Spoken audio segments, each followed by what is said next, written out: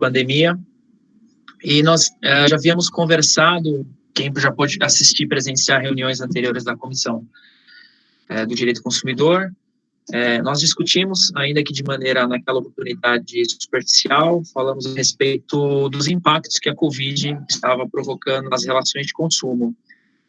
Falamos a respeito, de forma geral, tanto nos serviços aéreos quanto nos educacionais, e agora, semana passada, tivemos uma nota do PROCON, né, dando diretrizes para as escolas ofertarem descontos aos pais dos alunos. Eu coloquei no link, eu vou pôr novamente, porque acho que todo mundo, muitas pessoas entraram agora, né, então para que vocês tenham, caso queiram ler. E essa nota técnica, ela fala não só com relação à obrigação, vou chamar de obrigação, tá? Isso depois a gente vai discutir se é legal ou se não é legal, essa forma de imposição, aí a gente chega num consenso ao final. E além de outras coisas, a redução, um desconto na mensalidade, a obrigação de fornecimento de EAD, para os alunos, plataforma, e-mails para que eles possam assistir às aulas, e também trata dos serviços adicionais, seja cantina, seja judô, balé, enfim, todas as atividades que não são as curriculares, que são as atividades extracurriculares. Então, estou aqui em nome da nossa subseção, da nossa presidente, doutora Lisandra, na qualidade de vice-presidente, aqui também na presença do doutor Wanderson. Queria que o doutor Wanderson fizesse umas considerações iniciais também, destravando o microfone, e aí na sequência eu vou passar a palavra para o coordenador Wagner, e depois teremos aqui a participação do Gustavo e da Simone, que são advogados que atuam nessa área de direito educacional, para que a gente possa abrir o debate aqui e chegarmos a algumas conclusões. Então, Wanderson, por favor, está com você a palavra. Olá, boa tarde a todos. Mais uma reunião nossa, tratando de assunto totalmente atual, né? Um assunto que vai gerar polêmicas, um assunto que é delicado, porque a gente precisa ver os dois lados da coisa, como sempre fazemos, né? Mas é bem delicado, porque de um lado tem os alunos, os pais, os consumidores, do outro tem uma escola que é prestadora de serviços, mas que também tem uma despesa fixa, então é difícil cravar o que é justiça nesse caso. Mas estamos aqui para discutir, para aprender e ver o que dá para fazer. A princípio, eu parabenizo o FANT e a nossa OAB por estar tentando trazer a todos os advogados e amigos aqui todos esses assuntos, as palestras. O Gustavo, que é quem está coordenando isso tudo aí, ajuda bastante. Os nossos funcionários que, mesmo de casa, ficam loucos com a gente pedindo toda hora alguma coisa. E o Wagner, que traz mais uma vez uma reunião, uma palestra com um assunto totalmente relevante. Então, não vou me alongar muito aqui, estamos aqui todos para ouvir e vamos daquilo que interessa. Eu devolvo a palavra para o Fort aí, ou para o Gustavo, para o Wagner, para dar seguimento aos trabalhos. Um abraço a todos. Tá, mandar um abraço para o Daniel Abreu, também para o Tom, nossos coordenadores de comissão que estão aí prestigiando, obrigado. Então, Wagner, pode fazer suas considerações iniciais para a gente já começar a promover aqui o debate e as discussões com relação a esse tema que é palpitante e como o Wanderson falou, temos aí os dois lados da moeda, né? Então, está contigo a palavra, Wagner. Obrigado, Fante. Inicialmente, eu quero, novamente, em nome do presidente, da nossa presidente Lisandra, aqui representada pelo Fante e pela sua diretoria, agradecer a presença de todos. Acredito que a cada dia renovando e se inovando com relação a temas que são extremamente diários, porque estamos sendo questionados diariamente. A questão de Covid, a questão de escolas, a questão de assuntos palpitantes que o consumidor está sofrendo aí com essas mudanças. Então, falar de dar parabéns aqui é pouco, né? Porque eu acho que a OAB de Santo Amaro está inovando no sentido de essas reuniões virtuais têm facilitado e nos aproximado a cada dia mais. Então, Fante, obrigado pela oportunidade, aos demais, e vamos bater esse papo aqui, vamos falar um pouquinho desse tema, que eu acredito que é um dos que são palpitantes, porque a gente tem temas diversos aqui para tratar. Obrigado pela participação de vocês. Perfeito. Então, Gustavo, pode iniciar aqui o nosso debate, trazendo as questões técnicas que você vê dessa nota, sem redundância de ser norma técnica, né? Mas a aplicação dela à prática, o que você enxerga nessa nota, o que você entende como proveitoso ou eventualmente prejudicial, quer seja para o consumidor, quer seja para as escolas. Então, qual que é a sua opinião e a sua visão com relação a essa nota? Boa tarde a todos. Nosso vice-presidente, Dr. Fante, incansável nas nossas lives e reuniões telepresenciais. Dr. Wanderson, nosso diretor. Nossa presidente, doutora Elisandra Gonçalves. Dr. Wagner Cardoso. Bom, eu acho que entrando diretamente na norma técnica, né, poderíamos falar aqui que são 5 diretrizes, né? Existe todo um preâmbulo e no final aqui diretrizes para negociação com as instituições de ensino infantil, fundamental e médio.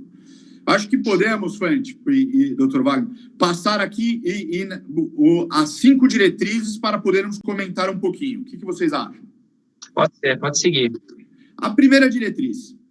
As instituições de ensino, a partir de abril de 2020, devem suspender imediatamente as cobranças de qualquer valor complementar ao da mensalidade escolar, tais como alimentação, atividades extracurriculares, passeios, academia, serviços de transporte oferecidos pela instituição de ensino, entre outros.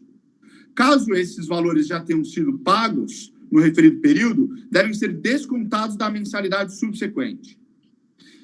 Nessa primeira diretriz, nós podemos observar os seguintes pontos. Conforme falado na última reunião, que tocamos no assunto das mensalidades escolares, os valores extras não podem ser cobrados, né? A instituição de ensino ou cantina não pode cobrar por uma refeição que não foi servida, né? Pela aula de futebol que não foi ministrada, né? Então, esses complementares não podem ser cobrados, apesar que algumas instituições de ensino, cantinas de colégios, estavam cobrando, né, parcialmente ou total esses valores. Dessa vez, a primeira diretriz deixa bem claro que serviços complementares não podem ser cobrados. O que chama a atenção é que a norma foi publicada em maio, retroativa a abril, ou seja, quem pagou algum desses serviços, como transporte, alimentação, né, passeios ou atividades extracurriculares, pode e deve requerer o desconto na mensalidade subsequente. Eu acho, de certa forma, que emanar uma norma retroativa pode gerar um problema operacional para as instituições de ensino. Mas essa é a primeira diretriz. Aí, vamos só para... Eu achei interessante o que você falou, né? Todo mundo aprende aqui na faculdade o princípio da retroatividade da norma, né? Não vou nem entrar no mérito se a norma técnica do PROCON faz lei ou não, né? Aí a gente entraria na questão da famosa pirâmide de Kelsen, né, da hierarquia das normas, que eu acho que norma técnica, nesse caso, nem entraria nesse ranqueamento de importância das normativas. Mas nessa questão que você falou, você e o Wagner, o Wanderson, qualquer um aí que tiver alguma pergunta também, ou alguma coisa a acrescentar, pode colocar no chat. Vocês entendem que nessa situação provocaria uma insegurança jurídica, ao passo de que, se é garantido que nenhuma norma vai retroagir no tempo, principalmente quando é uma situação de necessidade de equilíbrio contratual, vocês acreditam que esse efeito retroativo pode prejudicar ou pode atrapalhar de alguma maneira a programação das escolas com relação aos custos fixos, aos comprometimentos que eles já tiveram, o valor que já entrou no caixa e aquilo que eventualmente eles projetaram na sequência desse estágio de pandemia? O que vocês acham com relação a isso? Estou aqui para provocar. Bom, eu acho que, assim, para as instituições de ensino, isso é prejudicial, porque elas já estão trabalhando com um caixa apertado, né? O índice de inadimplência nas instituições de ensino tem sido muito altos nesse momento de pandemia, onde as famílias têm, de fato, suspendido diversos pagamentos. Então, essa diretriz que retroage, dando além da obrigação, e nós chegaremos nessa diretriz de conceder desconto obrigatório, ainda retroagir o que porventura foi pago, né, pode prejudicar. Mas eu, pessoalmente, já tinha entendido e já estava orientando que as instituições de ensino não deveriam cobrar esses valores, né? Isso você diz com relação aos extras, mas eu falo com relação ao desconto obrigatório na mensalidade. Como é que você vai conceder um desconto retroativo, né, dentro de um planejamento que a escola já tinha e fazer um abatimento futuro? Nesse ponto, você entra a Camila está até fazendo aqui uma colocação interessante, Camila Barreto, ela diz assim, que a inadimplência já tem sido em torno de 25%, né? Ela fala que é bem alta. Em conversa com o Procon, concluímos que o desconto deve ser visto caso a caso. Então, o primeiro passo é o seguinte, você acha que provoca, sim, insegurança jurídica? E como ela colocou aqui, você acha que a norma deveria ser sugestiva? Porque se a gente fizer a leitura da norma, você vai observar que há uma ameaça implícita, né, na norma. Ela diz que, caso a escola não ofereça uma alternativa, consequentemente vai ser instaurado um processo administrativo com a obrigação de abertura das planilhas, enfim, dos custos da escola, para que seja avaliado e até, se for o caso, autuada a escola por suposta violação ao Código de Defesa do Consumidor. Então, o primeiro ponto é esse. Você entende que, no caso de desconto, se fere o princípio da retroatividade da norma? Aí eu passo para você, para o Wanderson, e também, se a Simone quiser abrir o microfone e participar, também está à disposição, Simone. Fanti, eu sugiro, se nós pudermos aqui ler, são 5 diretrizes. Tá, então vai lá. Diretriz, né, porque nós vamos chegar nesse ponto, né? Poderemos explorar de diretriz a diretriz, e aí a doutora Simone, o doutor Wanderson, o doutor Wagner, também possam falar de cada diretriz, e aí no final fazemos as considerações gerais. O que acha desse modelo? Tá bom. Pode ser, vamos lá. Doutora Simone, doutor Wagner, o que teriam para complementar aqui e nos ensinar um pouco o que você e como vocês enxergam essa primeira diretriz? Bom, boa tarde a todos, em primeiro lugar. Eu também não vejo isso como uma obrigatoriedade para as escolas, nessa questão de ser descontada na mensalidade subsequente. Então, o que as escolas têm feito? Ou deixar como um crédito, ou oferecer esse serviço depois, porque realmente isso cria uma confusão no caixa mesmo das escolas. O boleto já saiu, já está pronto, é um procedimento já certo da escola. Então, o que elas estão fazendo é acordo com os pais. Olha, então isso pode ser oferecido mais para frente. Se o pai realmente em dezembro não quiser, em novembro não tiver condição, aí sim a escola vai pensar no que fazer e tal. Mas nesse momento agora, eu acho que não dá para seguir isso como se fosse uma regra 100%. Rígida e ponto final. E não estou vendo problemas disso com os pais em relação a se a escola conversa, né? Sempre a negociação em primeiro lugar. Mas não estou vendo, assim, muito tumulto nessa primeira diretriz, nessa primeira, tá? Dos cursos extras. Perfeito. Doutor Wagner, doutor Wanderson, alguém tem mais alguma observação nessa diretriz? O Wagner. Eu acho... Oi. Pode falar. Simone, eu acho que foi muito bem colocado pela doutora. Eu acredito que a grande dificuldade não é essa primeira diretriz. O grande ponto aqui dessa normatização é discutir com os pais esse contato com as escolas. Por mais que a gente hoje não tenha essa proximidade, o que eu vejo aqui, e tem alguns pais relatados e me procurado nesse sentido,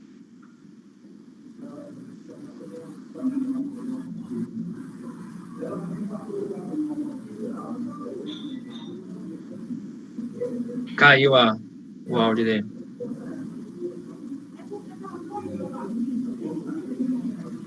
Eu acredito que essa primeira dificuldades e por isso que causou essa discussão. Mas com relação ao tema, é importante a gente relatar aqui que voltar à diretriz eu acho que é preocupante, porque esse fluxo de caixa é extremamente difícil para as escolas. Por mais organizadas que elas sejam, independente do tamanho da escola, fazer com que dê esse abatimento é um pouco mais complicado. Eu acho que tem que ver o caso a caso. Eu acho que aqui é importante a gente tratar o caso a caso, como advogados, identificar o problema e dar a melhor solução, tanto você por parte defendendo os interesses de uma escola, como você também defendendo os interesses de um cliente pessoa física, no sentido de que, assim, o melhor momento agora que a gente está vivendo é a conciliação. E para fazer a conciliação é extremamente importante que a gente converse e entenda os dois lados. E é extremamente difícil hoje essa reposição. Eu acredito que nós temos uma complicação aqui, mas se você pegar friamente, adotando ali o que foi dito na norma, as escolas teriam que retroagir, devolver o valor e sem muita discussão, né? E Wanderson, tem alguma colocação sobre esse aspecto da primeira normativa? Com relação aí à retroatividade, eu entendo, tá? Se a gente for tecnicamente pensando, se a gente for analisar, é inconstitucional. Sem entrar no mérito de ser ou não lei, uma norma, não pode uma lei falar que na questão das mensalidades, né? Não pode falar você tem que retroagir. Entendo, existia até projetos de leis no Senado que iria impor às escolas o desconto da mensalidade, até se for lei promulgada com todos os trâmites, eu já entendo que seria questionável a constitucionalidade disso, de ter o Congresso Nacional a intenção de intervir na rede privada. Então, mesmo sendo lei com todos os trâmites, eu entendo ser questionável, ainda mais uma norma do PROCON. Por outro lado, a gente entende o porquê disso. O PROCON está tentando, por norma, fazer as partes sentar e conversar e chegar a um bom tempo. Então, acho válida essa tentativa, porém, se for questionada judicialmente, se uma escola bater o pé e falar eu não vou dar desconto nas mensalidades, não estou falando em questão de pagamento dessas, eu entendo que vem a norma até para impedir uma eventual repetição de index. Se o serviço não foi prestado, não teria como. Mas, com relação às mensalidades, eu penso assim, que a norma do PROCON vem para fazer com que as partes sentem e usem o bom senso para chegar a um denominador comum. Mas, tecnicamente, eu acho que é falso. Inquestionável. Então, fazendo aqui dois pontos com relação a isso, o que vocês pensam? Nosso colega Fernando Mosquito está fazendo a seguinte colocação e ponderação. Fante, não há um desequilíbrio contratual e por isso deve haver o reajuste em favor do consumidor? Eu particularmente entendo, sim, que deve ser sopesado essa condição do desequilíbrio entre fornecedor e consumidor, ao ponto de que a gente sabe que a maioria dos pais tiveram a redução de salário, a maioria dos pais formalizaram acordos com seus respectivos empregos para fazer redução de jornada, ou redução mesmo ou suspensão do contrato, assim como eu também acredito que a maioria das escolas acabou optando por dispensar parte dos funcionários com redução de jornada ou mesmo suspensão do contrato de trabalho. Eu acredito sim que deve haver esse equilíbrio. A minha questão seria efetivamente a retroatividade disso. O PROCON talvez tivesse que ter intercedido nessa situação anteriormente, logo no começo da pandemia, né, e não simplesmente agora, já quase na metade do mês de maio, fazer pontuação, na questão do desequilíbrio contratual, e obrigar a retroagir essa norma técnica até o mês de abril, e atrapalhar o planejamento jurídico e até a segurança jurídica da relação entre o fornecedor e o consumidor. Eu entendo que se fosse daqui em diante, para aquelas escolas que eventualmente não optaram já por a Sheila, inclusive, fala que o PROCON foi muito omisso nisso, né? O consumidor assumiria o risco do negócio, verdade. Então, eu acho que se o PROCON tivesse feito daqui em diante, seria uma outra situação, né? Seria uma condição realmente de uma negociação partindo do zero. Então, você pegar o jogo já andando, né? O jogo com suas regras estabelecidas, já a partida começando, e você criar novas regras no meio do jogo e mudar tudo que houve de planejamento, tudo que houve de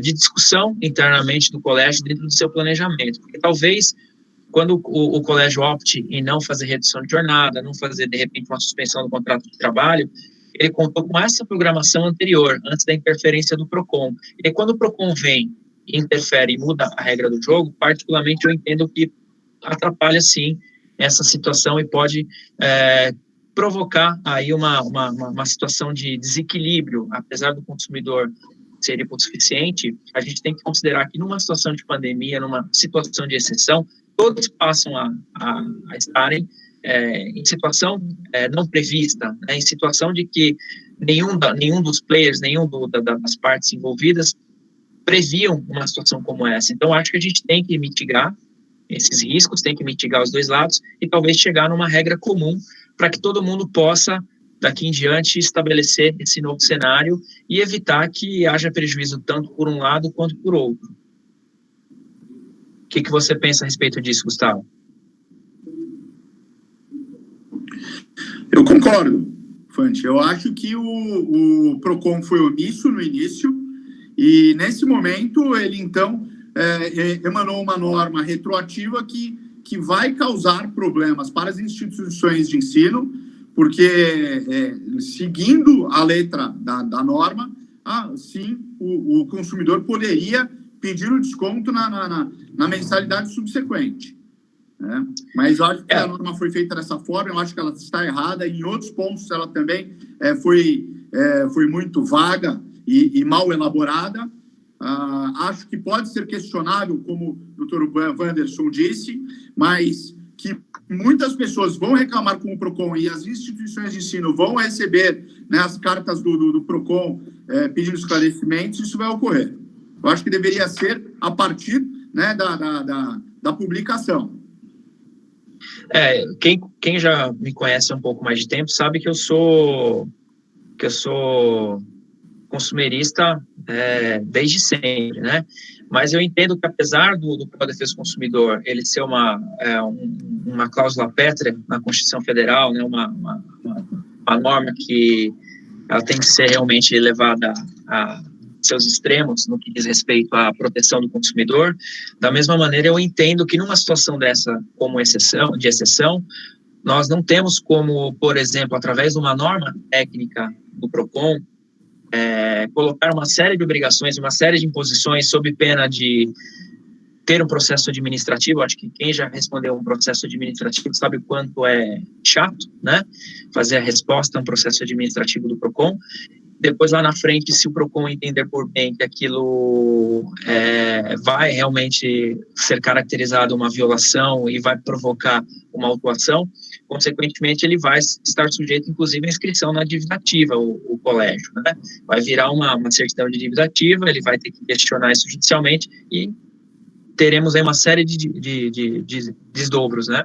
Então, meu ponto de vista com relação a isso é que o PROCON não deveria colocar a situação como uma obrigação, né?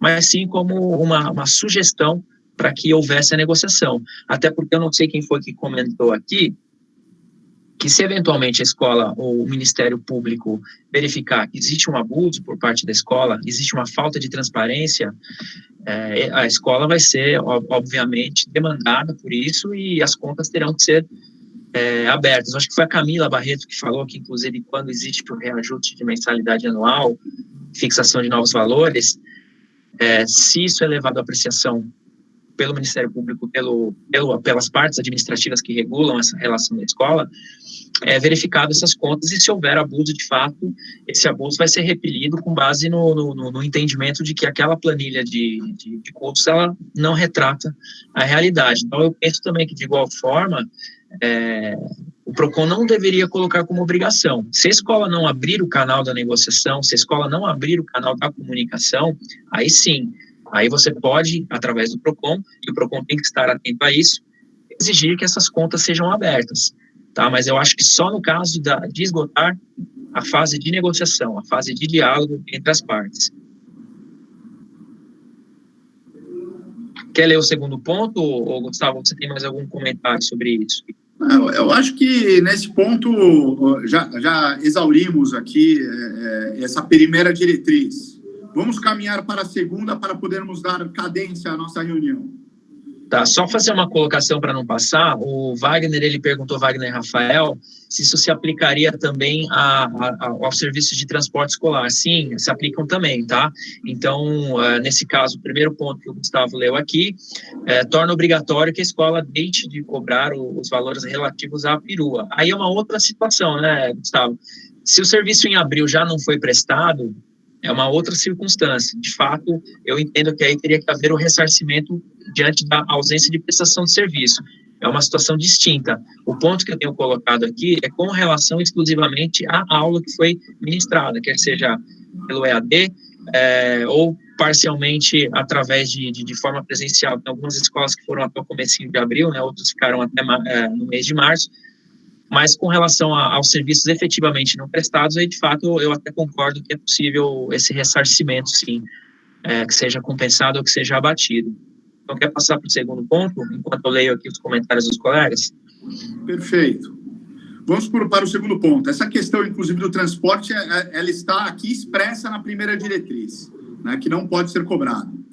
A segunda diretriz ela diz: a instituição de ensino deve disponibilizar ao menos um canal de atendimento ao consumidor para tratar das questões financeiras e também deve comunicar a existência desse canal a todos os seus consumidores através de qualquer meio tecnológico possível.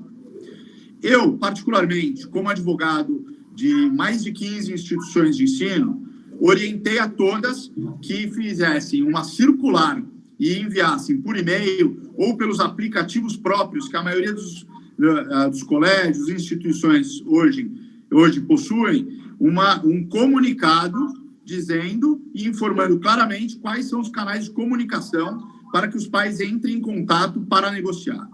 Essa diretriz eu acho muito simples e que não teremos muitos problemas. Passo aos colegas para os comentários.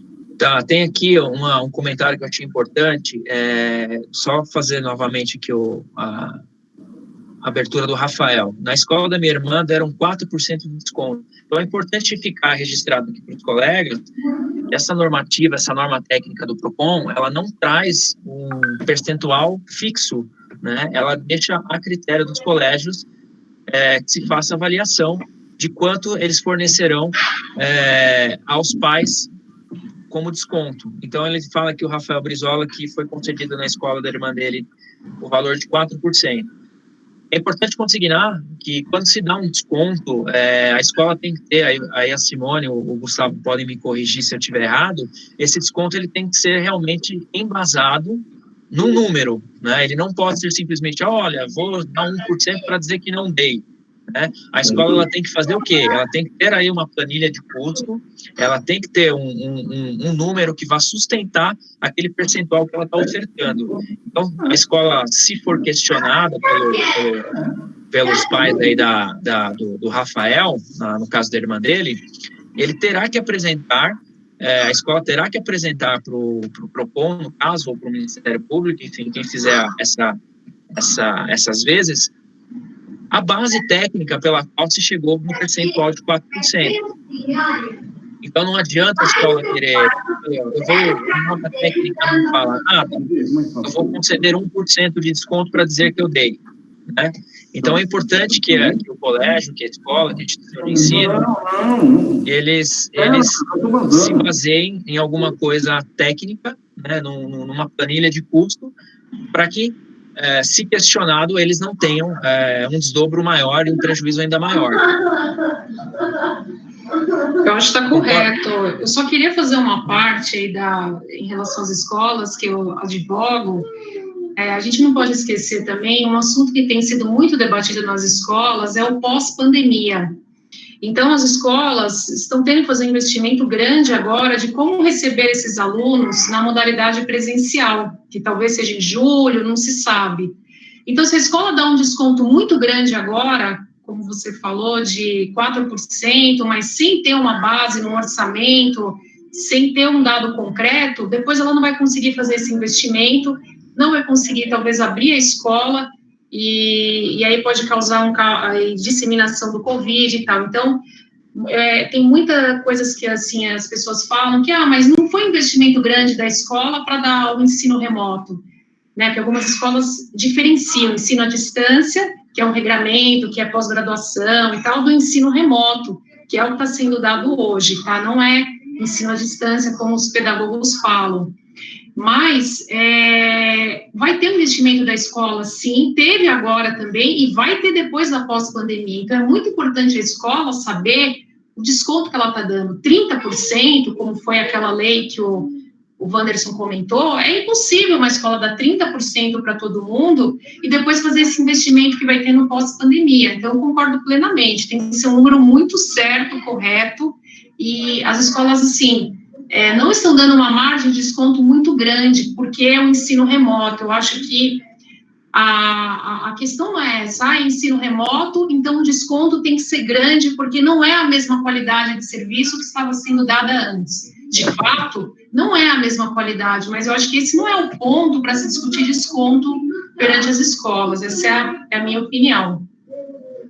Eu concordo com você, porque esse ensino, essa forma de ensino, de fato, ela tem um prejuízo, até respondendo aqui um colega que colocou o vlog aqui, realmente ele tem uma defasagem perto do ensino presencial, mas o que a gente tem que considerar é que é uma situação extrema, uma situação que ninguém, no momento, planejou a nossa carga horária, enfim, o nosso conteúdo pedagógico, ninguém planejou esperando que tivesse uma situação como essa de Covid que fosse tornar o nosso mundo paralelo. Nós estamos vivendo uma realidade paralela.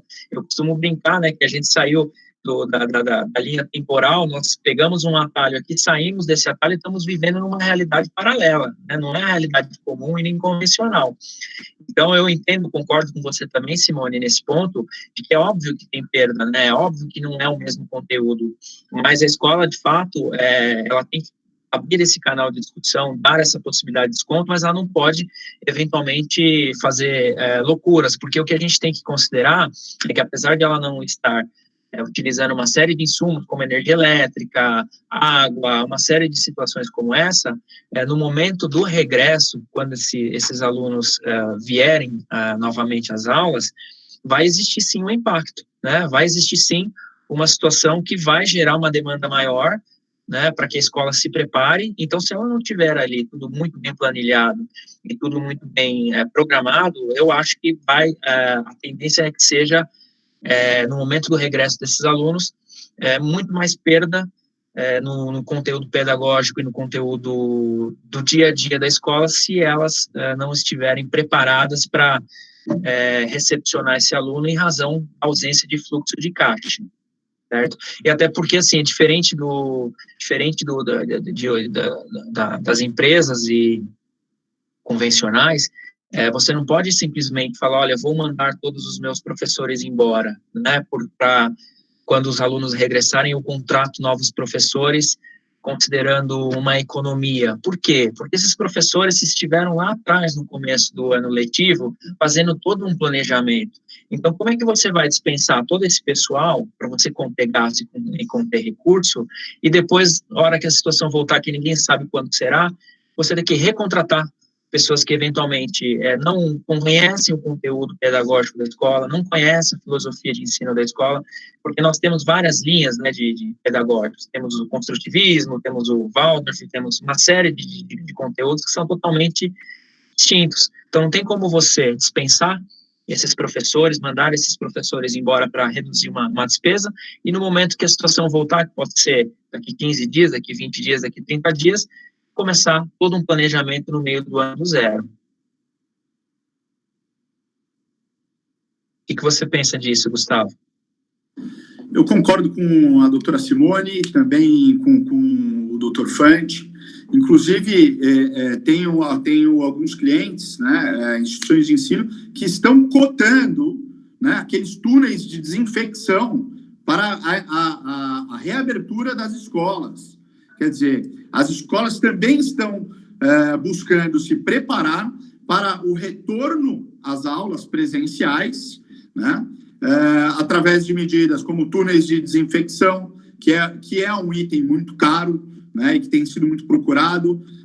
Terão que disponibilizar materiais de álcool gel e redobrar a limpeza e desinfecção dos ambientes. Então, esse retorno às aulas, o pós-pandemia, de fato, também gerará um custo muito alto para as instituições de ensino, né? Esse é um dos motivos pelos quais as instituições não poderão abrir descontos excessivos sob pena de desequilibrar o fluxo financeiro da grade até o final do ano. Só fazendo aqui uma observação ainda, como a gente está falando dos serviços terceiros, tem uma colocação aqui da Luciana Martim, que a perua, por exemplo, está cobrando a mensalidade, considerando que só ele pode entrar e sair da escola. Aí eu acho que você tem que conversar, no caso, com a escola, porque é um serviço agregado, né? É uma prestação de serviço agregada à escola. Então, a escola tem que se posicionar nesse sentido. Eu já vi alguns casos, por exemplo, a cantina informar que paga aluguel para a escola e, por essa razão, continuaria cobrando. E aí fizemos aí a comunicação da escola de que eles teriam que se acertar, porque são relações jurídicas totalmente distintas, né? No caso, o pai não tem nada a ver com a relação jurídica entre escola e cantina, ou entre escola e perua, para que a escola interviesse nessa situação, fizesse uma intervenção para determinar que aquele transportador ou aquela cantina, enfim, deixasse de cobrar por um serviço que não estava sendo prestado. Nos casos em que a gente fez essa interpelação, houve sucesso, e aí eu não sei se a escola concedeu isenção de aluguel, enfim, qual foi o acerto jurídico entre escola e cantina, entre escola e transportador, mas eu entendo sim que nesse caso, com a ausência de prestação de serviço do terceiro, da perua, não há por que se cobrar por esse serviço, certo? Você tem que suspender a cobrança porque ela é mediante a prestação de serviço, né? Então, se não há prestação de serviço, tem que ser feito aí, obviamente, um arranjo. Eventualmente, se o pai quiser fazer uma negociação com o tio da perua, falar, olha, eu vou arcar aí com 50%, etc., é possível fazer esse arranjo. Mas o tio da perua, por exemplo, ele tem que entender que ele também vai deixar de ter aí a despesa de combustível, a despesa de desgaste do veículo, etc, etc. Então, por essa razão, tem que existir, sim, um acerto e uma composição. Mas, via de regra, eu entendo que esse serviço não foi prestado, ele não pode ser cobrado. Nem pode, depois, lá no futuro, a perua condicionar esse não pagamento ao retorno da prestação de serviço. Aí eu entendo que existe uma abusividade por parte do transportador. Aí eu abro a palavra para vocês, se quiserem comentar, se quiserem também divergir. Eu concordo plenamente. Acredito que a perua escolar e a cantina não podem ser cobrados. São serviços que não foram prestados, né? Então, esse é um ponto que está expresso e acho que isso está pacífico, né? Pelo menos no meu entendimento aqui e de acordo com a nota técnica, nem alimentação, nem transporte devem ser cobrados nesse momento. Tá. Quer fazer, então, a leitura do segundo ponto? Tem alguma coisa para comentar? Wanderson, Simone? Podemos passar para a terceira diretriz? Pode, então, vamos lá, vamos passar para a terceira diretriz. Vamos começar agora com temas mais polêmicos agora.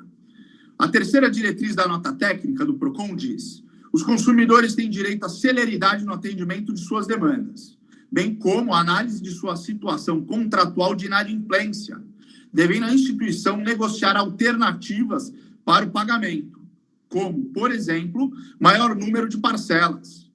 Nas negociações individuais, é requisito essencial a boa-fé e transparência.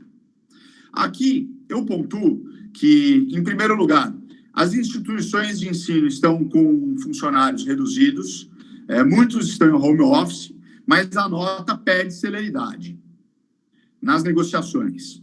Ok, eu acho que isso deve ocorrer mesmo, até para que não se jogue de um mês para o outro, se peça um desconto esse mês e daqui um mês e meio vão negar. Então, isso se tornaria inócua a decisão, né?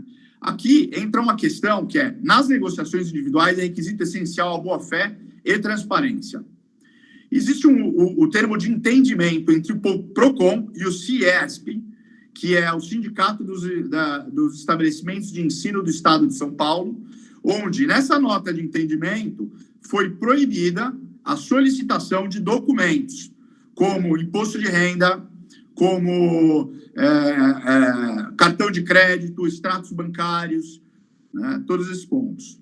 Mas eu entendo que, quando se coloca que nas negociações individuais é requisito essencial a boa-fé e transparência, e esse é um ponto que eu conversei, inclusive, com o Dr. Fante anteriormente, né, existe a preocupação das instituições de ensino que sempre tiveram, né, por procedimento, quando solicitado descontos excepcionais, a solicitação desses documentos, o que, de certa forma, é um pouco invasivo, né, se apresentar declaração de imposto de renda e extratos bancários.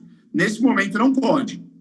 Mas, se em uma negociação individual, quando a pessoa insiste em buscar um desconto de 30%, 40%, 50%, muitas vezes vai justificar por ter sido demitido, por ter sua carga horária e salário reduzido de acordo com a MP 936, né? Ou mesmo suspenso, e seus rendimentos terem caído muito, eu entendo que a instituição pode solicitar esses documentos que não são, né, protegidos pelo sigilo fiscal e bancário.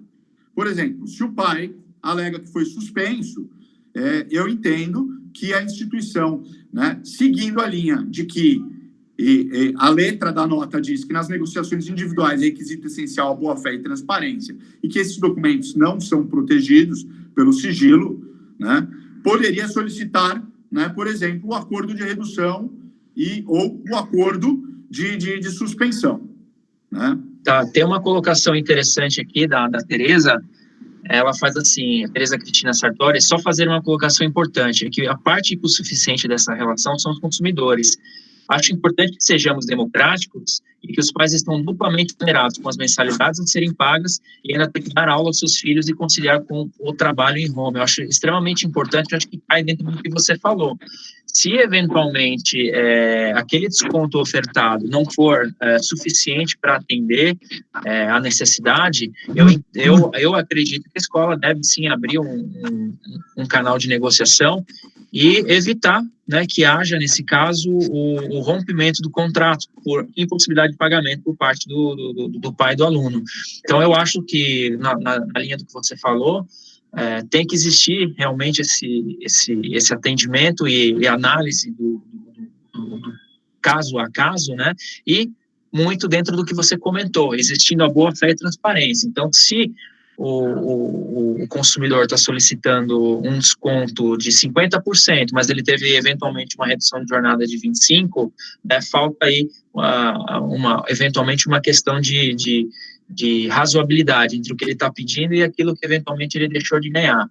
Agora, se ele demonstrar efetivamente aquele desconto de 4%, por exemplo, é insuficiente e que isso vai provocar para ele uma perda naquela prestação de serviço, o filho não vai conseguir ter mais condições de frequentar aquela escola, eu acho que a escola tem que abrir esse canal de comunicação, tem que abrir essa ponderação e, eventualmente, se chegar num impasse, se chegar numa situação em que não se consiga resolver esse conflito na base do diálogo, aí eu acredito que a função do PROCON vai ser extremamente importante no sentido de tentar mediar esse conflito. O que você pensa a respeito disso?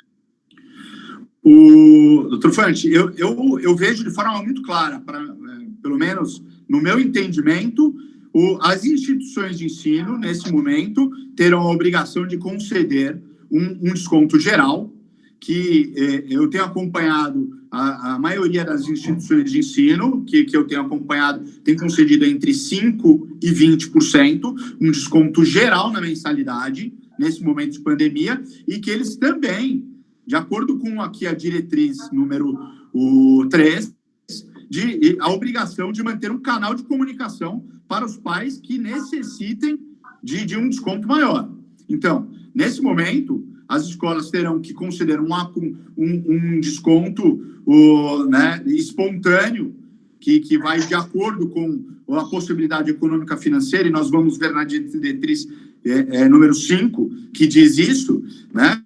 Mas que também deverão manter um canal para atendimento e análise de casos excepcionais. Por exemplo, os profissionais que atuam na área de eventos não estão ocorrendo. A queda foi brusca, né? Quem trabalha na aviação também foi extremamente impactado. Em alguns ramos, outros ramos da atividade foram impactados de uma forma mais severa. Deverão esses casos serem analisados de forma individualizada para que o colégio possa conceder um desconto maior acima, né, além do desconto espontâneo que obrigatoriamente terão que conceder. Perfeito. Eu queria ver se o Edgar está aí, se ele quiser abrir o microfone, porque eu não entendi a posição que ele fez, o Edgar Bigolin. Edgar, você quer fazer algum comentário? Eu vi que você escreveu aqui no chat. Ô, Fante, tudo bem? Tudo bom, Edgar, e você? Boa tarde. Também, boa tarde. Não, eu só acho que a gente tem que levar em consideração, na defesa do consumidor, um fator que, em todas as outras atividades, também ocorre. A gente tem um cenário, assim, de modo geral, em todas as atividades mesmo. A gente tem um cenário no Brasil onde o empresário tem um lucro, às vezes, consideravelmente excessivo, assim. E eu acho que esse é um fator que a gente tem que analisar muito na defesa do consumidor, inclusive em relação a esse comentário que você leu da colega, que agora eu esqueci o nome dela. Mas foi a Tereza. Isso, a Tereza. Que a gente tem que levar muito em consideração o que os consumidores também, o momento dos consumidores também. Eu não tenho dúvida de que as empresas, e estou nominando assim como empresas de forma proposital mesmo, porque as escolas, na verdade, são empresas, e elas estarão prontas, tenho certeza, para receber todos os seus alunos com o uso de toda a higiene e paramentos que se façam necessários. Mas eu acho que o ponto da Tereza converge com o meu nesse sentido, na observância do reequilíbrio contratual para o consumidor. Era isso. Aí, no seu ponto de vista, para a gente explorar um pouquinho mais seu raciocínio, você acha, por exemplo, que nessa situação a gente tem que ter um caso a caso, como o Gustavo sugeriu, como a Simone sugeriu, você fazer uma regra geral, por exemplo, 5%, 10%, 15%, enfim, e você ter também uma possibilidade de análise do caso concreto, ou seja, um pai, por exemplo, eu vou te falar de clientes que são nosso escritório, de que tem pais, inclusive, que se dispuseram a eventualmente colaborar para pagar a mensalidade de um outro pai que não tem condições porque perdeu o emprego. Estou falando aqui um exemplo assim, porque a pessoa tem outras rendas, enfim, e ela tem condição de arcar com 100% da mensalidade e contribuir e ajudar uma outra pessoa. Mas, considerando essa situação que você exemplificou, você acredita que seria a possibilidade de você tratar o igual de forma desigual ao ponto da sua desigualdade? Ou seja, tem pessoas que perderam mais renda, tem pessoas que perderam mais renda, ou tem pessoas que não perderam renda alguma. Então, tratar isso de forma pontual, você acha que atenderia essa questão do que você comentou aqui no chat? Foi complicado demais responder essa pergunta, né? Por isso que eu te fiz.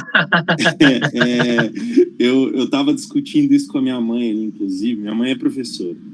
E a gente estava nesse debate de que, vamos pensar assim, por exemplo, que a escola aqui, vou fazer a suposição, a escola Adventista da Vila das Belezas, tem um valor de mensalidade, aí a gente tem o Porto Seguro, mais lá para o centro, que tem outro valor de mensalidade, outros custos, enfim. Não tem, eu acho que essa é a parte complexa do problema, porque você tem custos diferentes, locais diferentes e salários de professores diferentes, inclusive. Então, mas quando eu te faço a pergunta, é dentro do mesmo universo. Você citou o nome de um colégio agora. 2 pais que estão com seus filhos matriculados no mesmo colégio. Um teve a redução de jornada de 25%, outro teve a suspensão do contrato de trabalho. Então, nós temos 2 pessoas, em tese, em situação de igualdade, mas vivendo a realidade de forma distinta. Nesse caso, você acha que tem que aplicar o estudo do perfil ali, naquele momento, com a solicitação de documentos, solicitação de comprovação, para dar um desconto maior do que aquele que é o de praxe, ou você acha que tem que ser algo equinânime, independente de situação prática ou situação concreta daquele pai que está solicitando desconto? Qual é a tua posição com relação a isso? Eu acho que, bom, nem sempre o mais justo é o legal, né? Do ponto de vista legal, mas eu acho que a escola poderia, sim, tendo em vista a esse momento de exceção que a gente vive, analisar com um pouco mais de detalhe caso a caso e conceder desconto diferenciado, sim. Mas é uma situação muito complexa, porque aí a gente está interferindo na gestão escolar, né? E aí eu acho que não é o nosso... Aí a gente volta ao ponto da norma técnica, né? O ponto de vista que a gente começou lá atrás é que a norma técnica invade justamente a gestão escolar. Esse é exatamente o ponto. Esse é o ponto. A gente está tentando, por norma, interferir na gestão de uma entidade privada.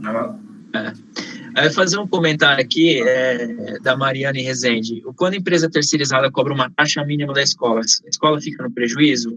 O exemplo que eu falei lá atrás. São relações jurídicas distintas. Então, a empresa terceirizada, ela tem que, de igual forma, sentar com a escola e negociar um desconto. Com relação a outro comentário que ela faz na sequência, os alunos com inadimplência antes da pandemia, poderia ter negado pela escola até que façam um acordo ou quitem os débitos? A portaria, não sei se é o próximo passo que você ia comentar, Gustavo, mas a portaria fala que esses alunos com inadimplência anterior tem que ser disponibilizado uma maneira de que eles coloquem esse valor em dia, que eles façam um acerto para que esses valores anteriores à pandemia sejam equacionados e que eles sejam resolvidos. Então, não adianta simplesmente aquele devedor contumaz surgir para pedir e pugnar um desconto, né, e deixar de cumprir a obrigação que é anterior até essa situação de pandemia, e agora querer que aqueles valores sejam abatidos ou que aqueles valores não sejam cobrados. Então, o que a norma técnica faz é justamente colocar a situação da escola, negociar também esse valor que está em atraso, para que seja também essas quantias recuperadas aí no fluxo de caixa da escola. Concorda com isso, Gustavo? Concordo. Eu acho que, além do desconto geral, as instituições deverão manter um canal de comunicação para negociar, né, os casos de inadimplência. E essa questão está expressa na diretriz número 3, aqui, bem como a análise de sua situação contratual de inadimplência. Então, a norma técnica, aqui, ela abrange exatamente essa situação de quem já está inadimplente. E ainda coloca que a instituição deverá negociar alternativas de pagamento. Essas alternativas ficou algo muito vago e vai complicar um pouco as instituições de ensino. Mas a norma técnica deixa claro que as instituições deverão manter um canal de comunicação para negociação e flexibilizar o pagamento dos consumidores que estão em situação de inadimplência. Perfeito. Também deixar um abraço aqui para o Jorge Alberto, aqui, que é o nosso coordenador de Direito das Relações Internacionais, também faz parte aí da Comissão de Ética como coordenador adjunto, então um abraço para você, também se quiser se manifestar, está à vontade. Simone, você tem alguma colocação para fazer com relação a esses 2 pontos que nós abordamos? Liguei. Não tenho, concordo com tudo, o doutor Gustavo também, da situação de inadimplência, isso já tem acontecido mesmo. Concordo com ele que é um problema isso para as escolas, como fala, maior número de parcelas, então o parcelamento está passando o ano letivo agora de 2020.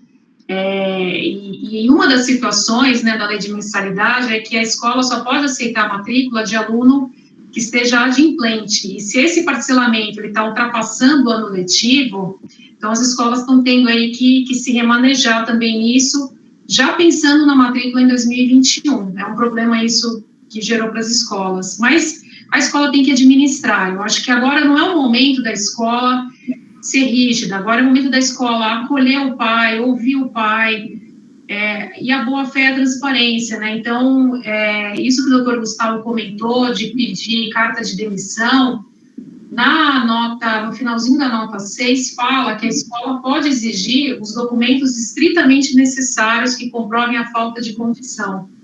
Então, só fazendo essa parte, mas acho que o doutor Gustavo vai entrar nisso daí também. Para fazer um comentário aqui para a Gisele, né, ela pergunta, a escola pode segurar a documentação para transferência por inadimplência? Não pode segurar, pelo menos do meu ponto de vista. Então, se o pai optar por transferir o filho, a escola tem que liberar a documentação, até porque existem os meios próprios para se cobrar inadimplência, né? A Sibeli, a escola dos meus enteados e da minha sobrinha também não está abrindo nenhuma negociação. Então, nesse caso, se você comprovar que não houve abertura dessa negociação, aí sim eu vejo a importância da interferência do PROCON enquanto entidade que está se dispondo a fazer essa comunicação e essa mediação entre os pais e os alunos. Então, eu acredito sim que nesse caso, se esgotar as vias da conversa, da negociação, aí seria o caso do PROCON fazer a sua atuação enquanto entidade de defesa do consumidor. Ela fala que desculpa das escolas e se pedir transferência não conseguiram matricular em lugar nenhum e perderão ou não entendi aqui muito, se quiser abrir aqui o microfone também, Sheila, e falar o seu ponto de vista, fica à vontade, que eu não entendi o que você colocou aqui. A desculpa das escolas. Pode falar. Acho que travou aqui. Eu acho que eu entendi o que ela quis dizer. Então vai lá. Porque é o seguinte, as escolas não estavam preparadas para dar aula EAD, certo? Não estavam e não estão ainda. Então, as escolas estão usando a desculpa que estão dando a aula para não dar desconto. Então, é mais ou menos, acho que é mais ou menos isso que ela quis dizer. As escolas estão fornecendo uma aula muito mal dada via internet, com aplicativos que ficam travando direto, consideram a aula dada e querem cobrar o valor da mensalidade normalmente, como se estivesse em sala de aula. Acho que é mais ou menos isso que ela quis dizer. E é exatamente o que está acontecendo. Entendi. Aí é uma questão acho que de uma dilação probatória um pouco maior, né, que extrapola um pouco enfim, a questão do desconto da norma técnica, né, se de fato o serviço for feito de uma maneira insatisfatória, é aquela situação de revisão contratual e pugnar aí pela, de fato, aí sim, por falta de prestação de serviço, um abatimento proporcional do preço, né. A Maria Lúcia coloca aqui que há obrigatoriedade, sim, de abertura da negociação. A Camila fala que o próprio sindicato das escolas mostra que a maior parte das escolas está em situação frágil. Na escola do meu filho tem pais antecipando mensalidade para ajudar a caixa da escola. A Sheila coloca, acredito que essa questão perdeu renda ou não complicado. Se você é autônomo, como comprovar declaração de renda e por presunção? Heloísa Moraes, haverá obrigatoriedade desse desconto geral, mesmo para as escolas que trabalham no sistema de bolsa? Então é uma questão importante. Alguém quer responder? Quer falar, ô Simone, Gustavo? Para as escolas que já dão bolsa, é obrigatória a aplicação de mais algum desconto? Não porque essa norma técnica ela não tem uma função de lei. Agora, isso vai na negociação. Então, se aquela bolsa não está sendo suficiente para a família, entender quanto mais seria, mas não é obrigatório. Porque, lembrando que antes saiu uma nota do PROCON que falava que o desconto era uma diretriz obrigatória. Aí deu um problema, o presidente do CIESP reclamou e fizeram essa outra que nós estamos analisando agora. E aqui fala da importância da negociação, mas não da obrigação do desconto. Agora, a escola tem que pesar, vale mais a pena perder aquela família ou dar um desconto maior, e um desconto por um período limitado, não até o final do ano. Então, na minha opinião, não sei se o doutor Gustavo concorda, não é obrigatório, mesmo que a escola já dê bolsa. Bom, na minha opinião, não considerando as diretrizes apenas, mas se a bolsa foi praticada dentro de um valor total e hoje a escola está praticando desconto, o desconto é para todo mundo. Não importa se aquela pessoa já tem um desconto ou não. O desconto deve ser atribuído a todos, inclusive aquele que tem bolsa, porque são realidades distintas, do momento em que ele teve a bolsa para o momento agora. Mas a pergunta acho que não foi essa. A pergunta foi o desconto linear para todos os alunos ou especificamente para aquela família? Desconto para quem tem bolsa. Acho que foi isso, né? Então, mas aí depende. Eu vou no mesmo... Aí depende, porque tem escola que está dando desconto para todos os alunos, independentemente se tem bolsa ou não. Concordo com você, eu acho que aí não é porque tem bolsa que ele não vai ter. Agora, tem escola que está atendendo caso a caso, e aí não é porque tem bolsa que ela vai deixar de atender aquela família. Mas eu concordo, eu acho que não pode também menosprezar aquele que tem bolsa. Enfim, não há uma regra certa e quem tem bolsa não vai ter mais, não existe isso numa escola. Eu acho aqui, pessoal, que a parte importante dessa nota especial do item 3 é a gente ler o final dele, porque ele é bem específico quando ele fala, nas negociações individuais, o requisito essencial é a boa-fé e transparência. É extremamente importante que a escola dê transparência, mesmo para aqueles alunos que já são bolsistas, eles também vão ter uma perda de renda. Então, a boa-fé aqui é para todos. Então, se a escola tem a possibilidade de dar a aplicação do desconto para 100% da sua massa, esse efeito tem que recair também sobre aquele que já tem a bolsa. Então, é importante nessa discussão a gente sempre olhar como que está sendo revisto esses cálculos, porque eu acho que a grande diretriz do PROCON e o pouco que eu conversei dentro do próprio PROCON, a ideia do PROCON principal aqui foi dar uma diretriz porque estava todo mundo perdido. No segundo aspecto, foi a seguinte mensagem: vão até as escolas e negociem. Se as escolas não estiverem abertas a conversar, nos procurem, porque nós vamos abrir esse canal de forma aí um pouco mais abrupta, mais forçada. Mas o principal aqui da diretriz é a gente focar em todo mundo está vivendo num modelo que ninguém estava acostumado, um modelo que não estava previsto. Então, por ser um modelo não previsto, algumas escolas tiveram custos de emergência para colocar o EED para funcionar.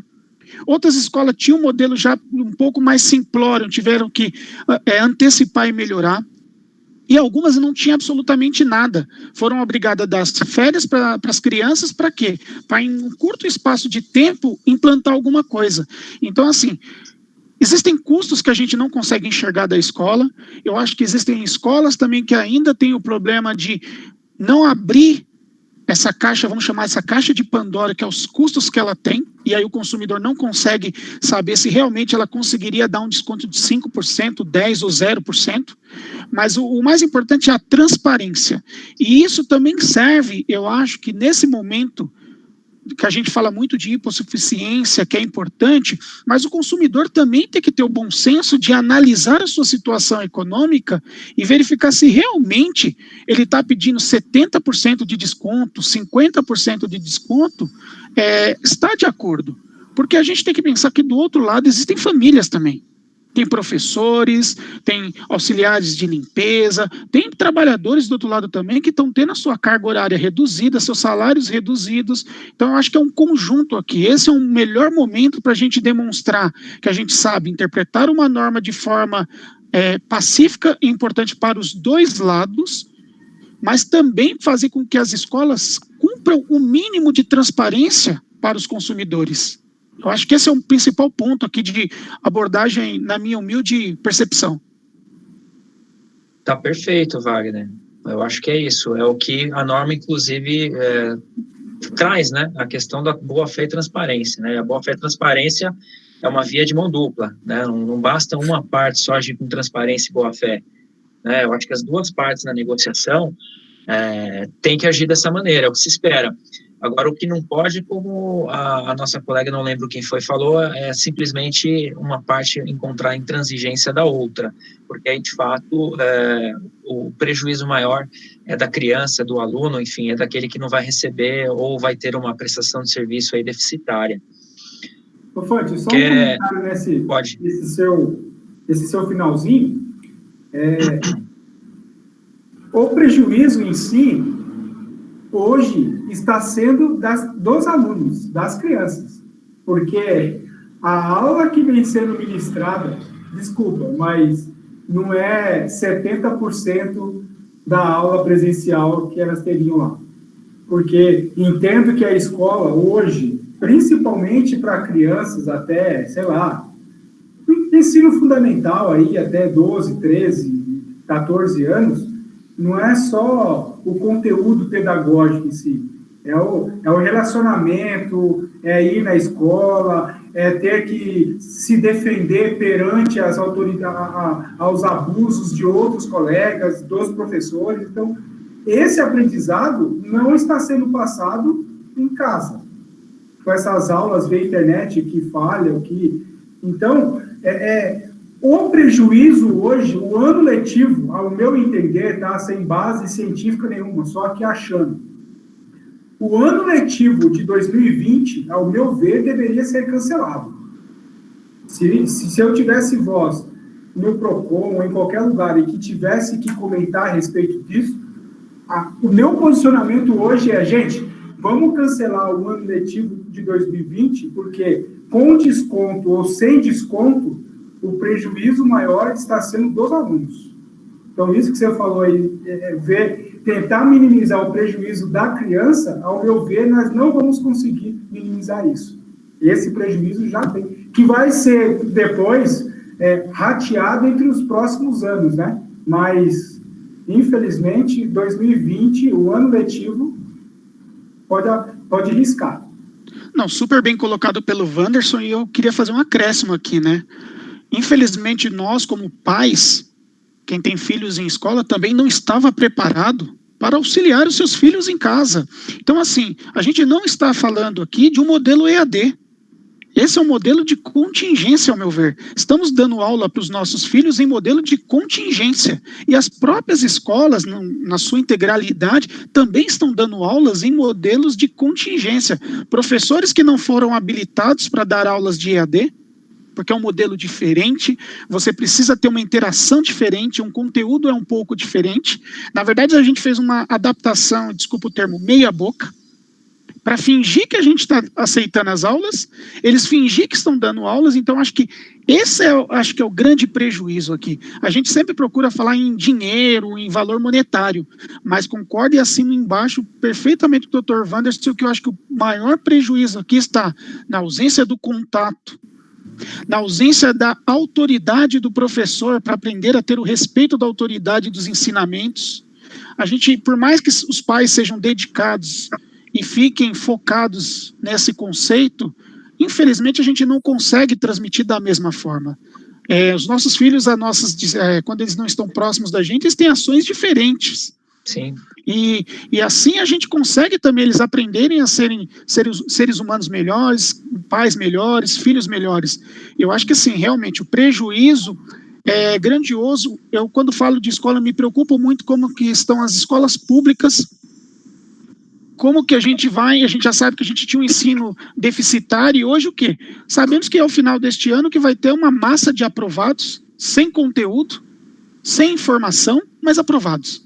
Então, acho que esse é um prejuízo, para mim, que não tem valor monetário que se pagará. Doutor Fante, de forma democrática aqui, faria um contraponto a essa visão. Acredito que não podemos cancelar o ano letivo. Não podemos nos render ao vírus. Sim, estamos em um modelo de contingenciamento, mas as instituições de ensino estão realmente se esforçando, pelo menos a maioria delas, para conseguir, né, fornecer um ensino à distância de qualidade. Nem todas têm alcançado o nível, né, esperado ou que gostaríamos. Concordo que a interação pessoal é um prejuízo muito grande para as crianças. Mas não podemos nos render ao vírus e fazer com que as crianças percam um ano letivo. Muitas das instituições de ensino conseguiram sim se adaptar com agilidade, porque já vinham, né, se adaptando à tecnologia, estão conseguindo dar, né, conta desse ensino à distância. Né? Então, acho que temos que nos manter firmes, mesmo que as aulas não sejam na mesma qualidade, mas esse tem sido um momento que, apesar de ser muito difícil para os pais, principalmente mães que têm acompanhado as crianças, os filhos, né, em suas aulas à distância, eu mesmo, como pai, tenho acompanhado meu filho em algumas aulas à distância, tenho visto a dificuldade que os professores enfrentam. Tenho dado mais valor ao trabalho do professor. Tenho visto e conhecido melhor o meu filho e as dificuldades que ele possui. E acredito que se cancelássemos um ano por causa do Covid, estaríamos nos rendendo. Eu prefiro ter uma visão otimista e acreditar que vamos conseguir passar esse ano com dificuldade, que as crianças vão sim passar.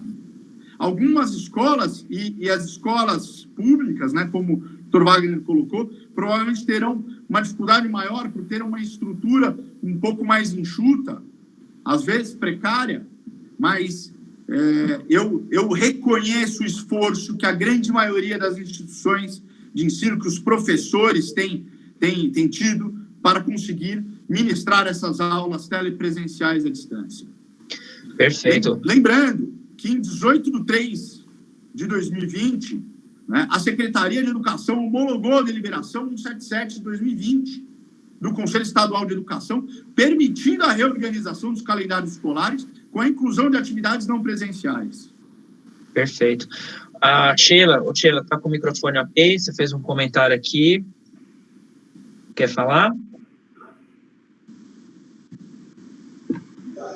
Boa tarde. Boa tarde. Eu nem lembro mais o que aconteceu. Eu estou com a minha filha aqui do lado, orientando. Não, é que você colocou assim, que você está na contramão. Eu acho que a convergência aqui é no sentido de que tem que ser aplicado um desconto, né, que seja padrão e, pelo menos, um caso a caso ser avaliado, né? Não tem como, pelo menos no meu ponto de vista, o Gustavo, a Simone, o Wanderson, o Wagner, se tiverem oposição diferente, eu acho que não pode ser intransigível dizer, olha, no custo é esse, eu não vou dar um centavo de desconto, né? Eu acho que tudo isso tem que ser ponderado, né? Tem que ser estudado caso a caso, tem que existir um desconto padrão, considerando a redução natural que houve nas despesas da escola também, né? E, consequentemente, os casos em que os pais precisam de um desconto maior tem que ser ponderado, analisado, atendendo aí o princípio da boa-fé na relação, verificado se de fato aquele desconto atende, se é necessário e se ele pode ser aplicado. Então, eu pelo menos penso assim, não sei se o Gustavo e o Wanderson pensam de forma diferente, então estou alinhado com você também, Sheila, nesse sentido. Também, como disse anteriormente, acho que as instituições têm que conceder um desconto para todos, um desconto geral, espontâneo, e devem sim manter um canal de negociação para desenvolverem negociações individuais com a possibilidade de concessão de descontos maiores, né, para casos onde as famílias tiveram um impacto maior do Covid. Perfeito. Então, a gente tem o último ponto, que é o ponto 6. Se você quiser fazer a...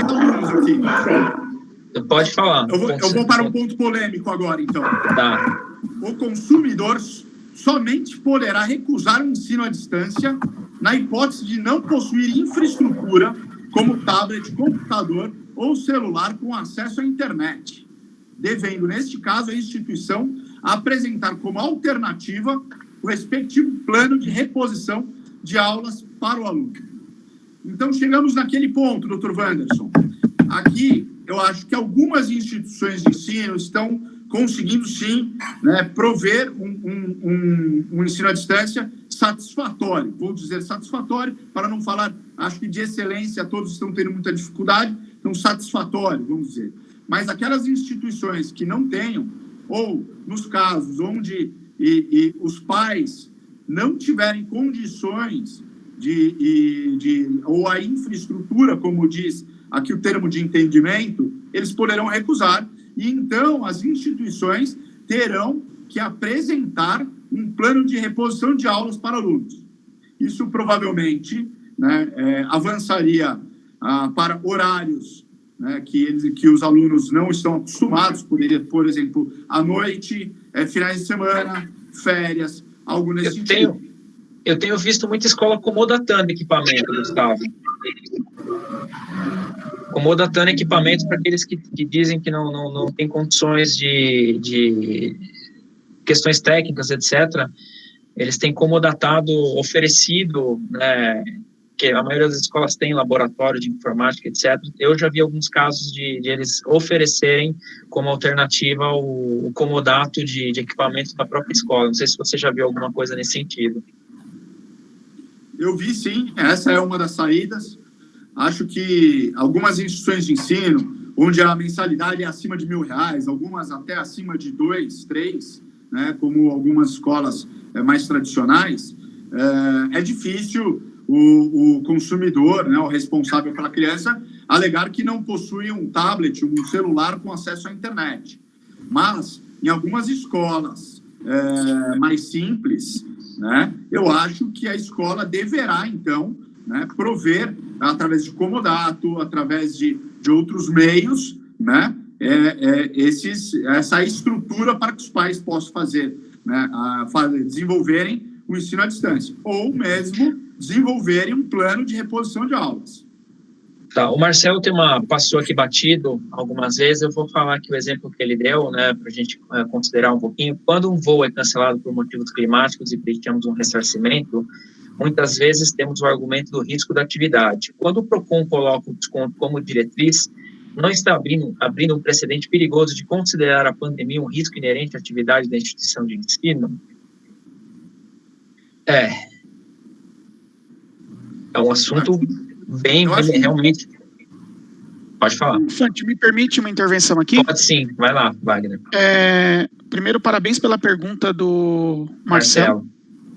Uma pergunta muito boa, um comparativo excelente. Eu vou fazer uma analogia aqui com seguros, que é a minha atividade fim.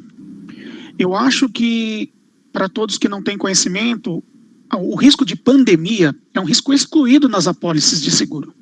Por quê? Porque nunca nós tivemos uma situação de pandemia. Então, quando você faz os enclausulados de seguro, você procura colocar um risco que nunca vai acontecer, mas já prevendo se acontecer, é um risco que não foi calculado. E quando a gente fala de pandemia, é um risco que ninguém nunca mensurou. Em especial no Brasil, mas não é só no Brasil. Em todos os lugares do mundo também. E eu acho que, fazendo uma analogia aqui para as escolas, eu acho que para a nossa vida, ninguém nunca pensou viver uma pandemia. Nós estamos falando que a última que nós vivemos foi a gripe espanhola. E quanto tempo tem? Acredito que ninguém 1918. consiga... Exatamente. Então, não faz sentido a gente até ter esse tipo de discussão. Agora, ele faz uma colocação excepcional no sentido, na minha visão, de que estamos vivendo num momento diferente. Vamos chamar assim. Como diz o Fante, numa curva nós desviamos em algum momento aqui, estamos tentando voltar de novo para os trilhos.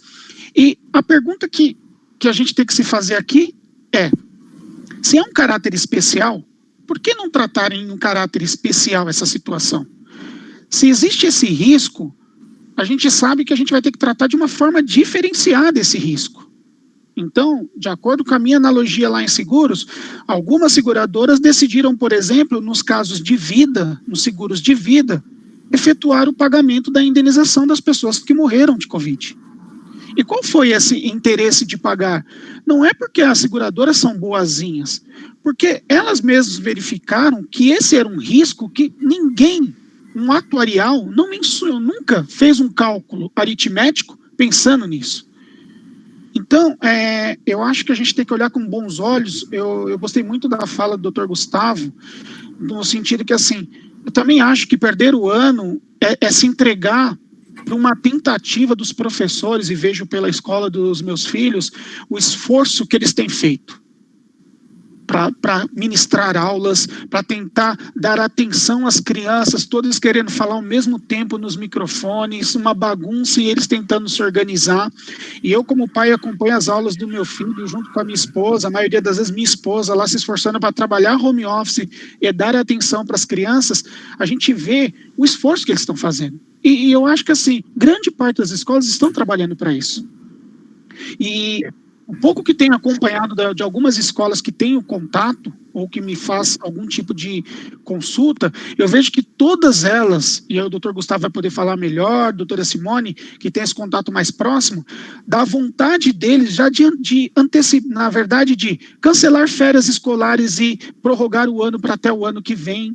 Já tem uma diretriz, todo mundo estudando já, de ter aulas aos sábados para ter as reposições devidas. Então, assim, eu acho que existe um interesse. É que nesse momento a gente está pensando um pouco só de forma individualizada. E a gente tem que começar a ver uma massa. Aqui é uma massa que está sofrendo com isso. Então a gente tem essa dificuldade de verificar. Talvez eu não veja esse mesmo interesse, aí eu acho que é uma contraposição aqui, e aí eu queria até ouvir os colegas também, eu não vejo esse mesmo interesse das universidades. Isso me causa um pouco de estranheza, porque as universidades têm uma estrutura um pouco e muito mais desenvolvidas que as escolas, mas eu não estou vendo o mesmo interesse das universidades. Das escolas eu vejo uma tentativa gigantesca de fazer o melhor. Das universidades, eu confesso que eu tenho um pouco ainda de receio nesse ponto. Só antes de fazer a observação, colocar aqui para a Ana Paula, que ela fez uma questão, se a instituição escolar é obrigada a conceder desconto com a norma técnica. Sim, com relação à norma técnica, ela impõe a obrigação de que se coloque um desconto mínimo, enfim, que se ofereça um desconto independente de percentual. Obviamente que se a escola não conceder nenhum tipo de desconto, haverá um processo administrativo contra a escola vai discutir que a norma técnica não faz às vezes de lei, e aí vai se judicializar uma situação que eventualmente é muito mais em conta, muito mais barato você atender a norma técnica do que você entrar numa briga, num litígio que vai com certeza sair muito mais caro.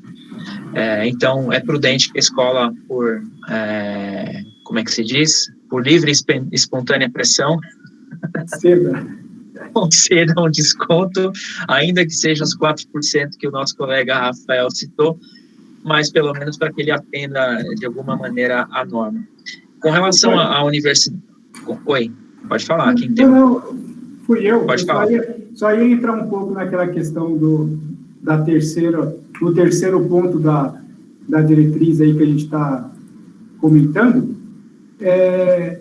que fala em que se o aluno não tiver condições, tal. O que é não ter condições? É não ter simplesmente um tablet ou um celular com acesso à internet? Porque, apesar de ter muitas escolas, igual a gente está falando aqui, muitas escolas que conseguiram se adaptar ao modo de aulas online, a minha perspectiva é que nós temos muito mais escolas que não conseguiram se adaptar a isso do que aquelas que conseguiram. E aí, principalmente, as escolas públicas. Hoje, nós temos um secretário de educação que vai na televisão e fala que todos os alunos têm acesso à internet por meio de um aplicativo e que, inclusive, a internet é gratuita. Pergunta para 10 pessoas que estudam em escola pública. Eu te garanto que pelo menos 7 vão falar que não estão conseguindo acessar esse aplicativo. Então, quando eu falo que o ano está perdido, que o ano letivo está perdido, logicamente que eu estou falando na prática. Eu não estou falando para numa canetada a gente ir lá e decretar que não existe ano letivo em 2020. Lógico que não. Estou falando isso na prática. A diferença entre os nossos alunos agora, no geral, entre uma escola que é muito boa e a escola pública, por exemplo, vamos colocar aqui a escola pública como nível 1, que não é, mas só para a gente ter como exemplo. Uma escola nível 1 e uma escola nível 5, hoje, nós temos que a escola nível 5 conseguiu se adaptar ao ensino à distância e o aluno será nível 7, enquanto o nível 1 vai continuar sendo nível 1, porque para ele perdeu o ano letivo. Então, aí quando vem o PROCON e fala que se o aluno não consegue se adaptar ou não tem meios de se adaptar para assistir a aula, que a escola vai ter que fornecer, o que é a escola fornecer meios para isso? Temos alunos aí de escolas particulares caras, em que simplesmente por ter aula online no mesmo espaço em casa, não consegue ter aula, porque cada aluno está numa série diferente. A mãe trabalhando em home office, o pai trabalhando, já não tem condições de participar da aula. Como é que se atende uma diretriz dessa? Pois é difícil, foi justamente o que a Cibele comentou, né? Aí é realmente uma equação difícil de fechar, né? É uma equação que envolve teorema de Pitágoras, envolve prisma, tudo aquilo que, graças a Deus, eu escolhi direito para não ter que seguir isso na minha vida profissional, mas é realmente aquele tipo de problema que você primeiro tem que resolver os colchetes, os parentes, né, para chegar... O direito é bom porque não tem certo e não tem errado.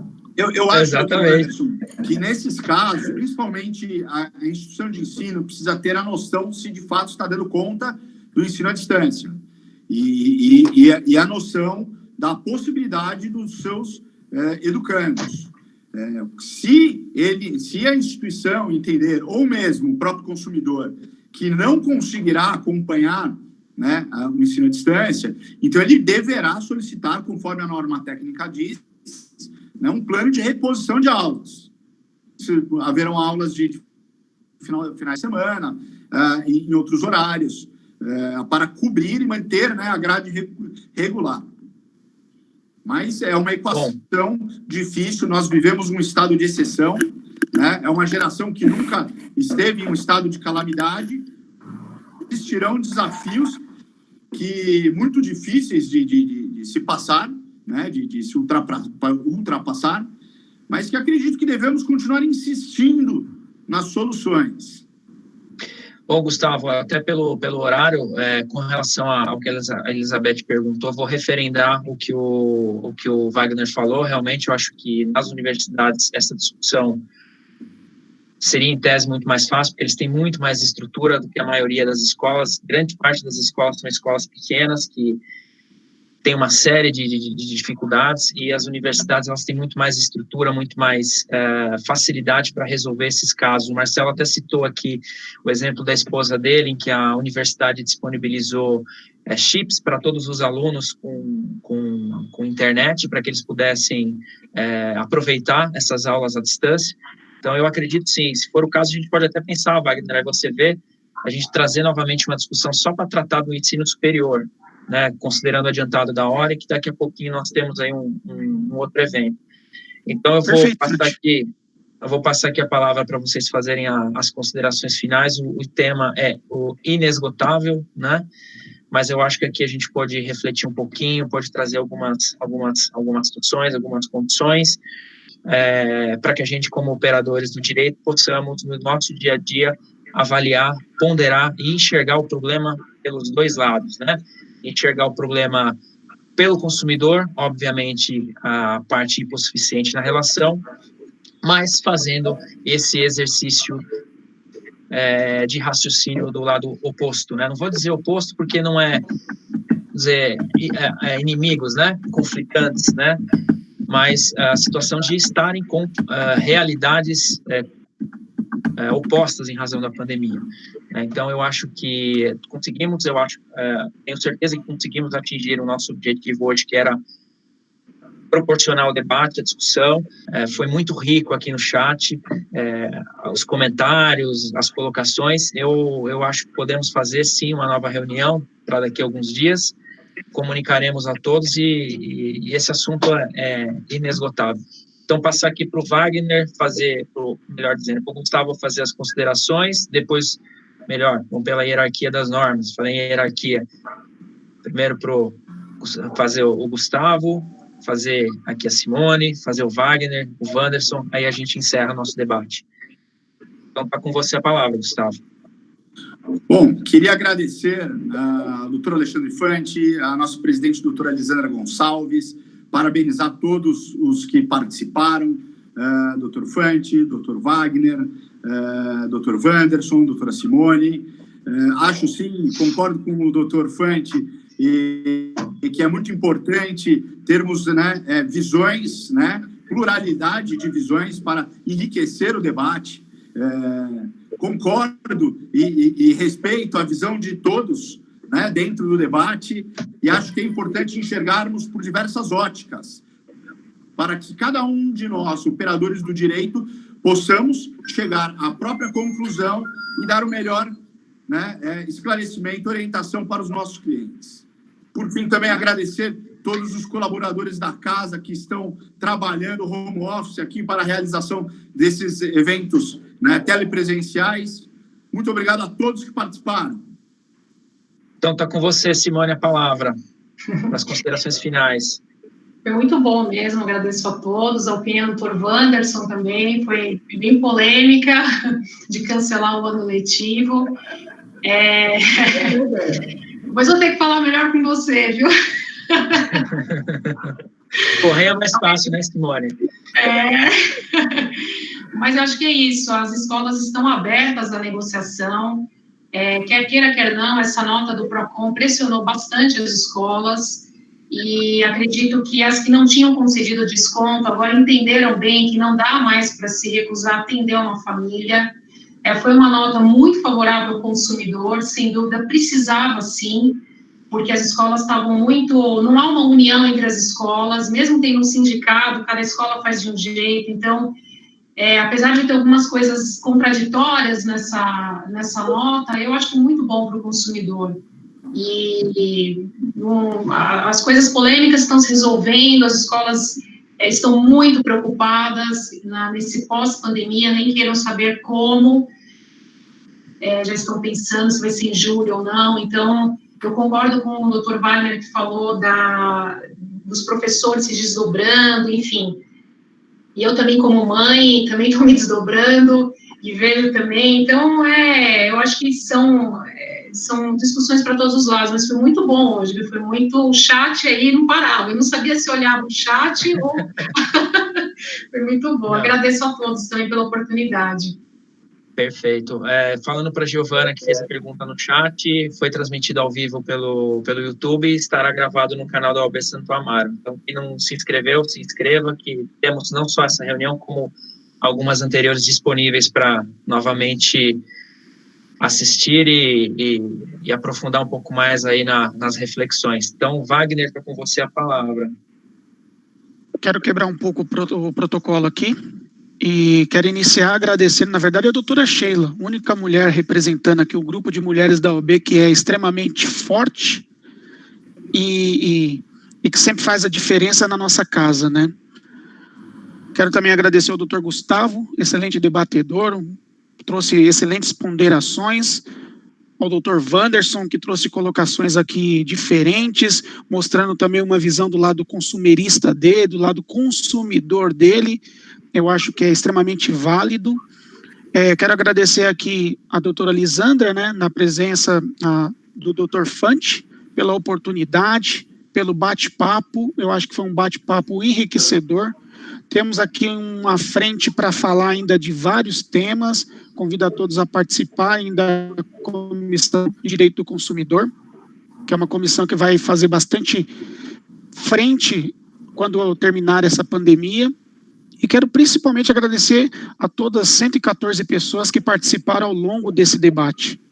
Eu acho que o chat só foi envolvente, só foi interessante, porque as pessoas estavam realmente interessadas no assunto, querendo debater, querendo conversar.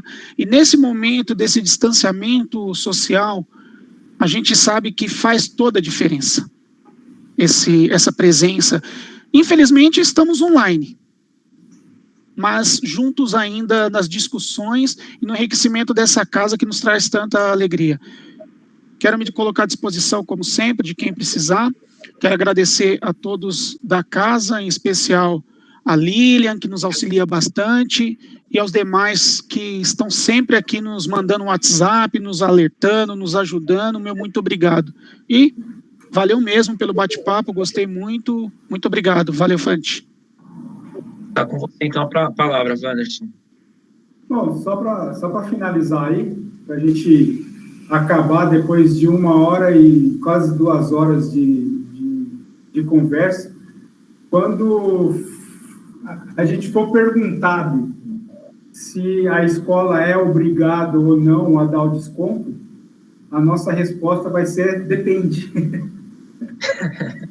Vai ser depende, e depende de que lado que a gente está ouvindo essa pergunta, né?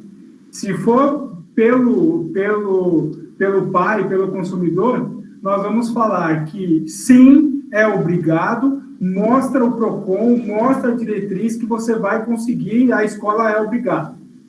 Se for o dono da escola nos perguntando, ela fala assim, não, você não é obrigada porque a diretriz não é uma norma.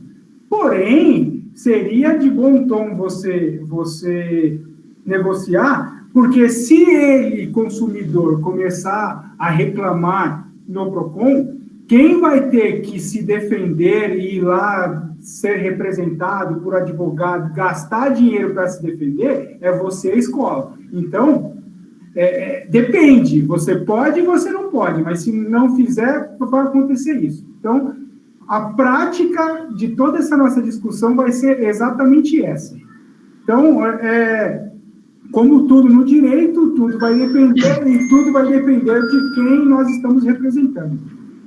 Ou seja, o que você quis dizer, caldo de galinha e juízo não faz mal a ninguém, né? Canja de galinha e juízo não faz mal a ninguém, né? Exatamente isso. Então, quero apenas agradecer aí mais uma vez a todos que estão aqui presentes. Realmente o debate muito bom, muito enriquecedor, sempre nos dando duas posições, duas teorias e que nós podemos colocar isso na prática para atender o nosso cliente, atender os interesses do nosso cliente, que às vezes estamos de um lado, às vezes estamos do outro. Então, esse tipo de conversa é muito enriquecedor por causa disso, nos dá as duas visões. E agradecer ao Gustavo, o Wagner, a Simone, o Fante, todo mundo que está aqui aparecendo aqui na minha telinha. São todos formadores de opinião, todos que estamos aqui, e é isso que a gente precisa.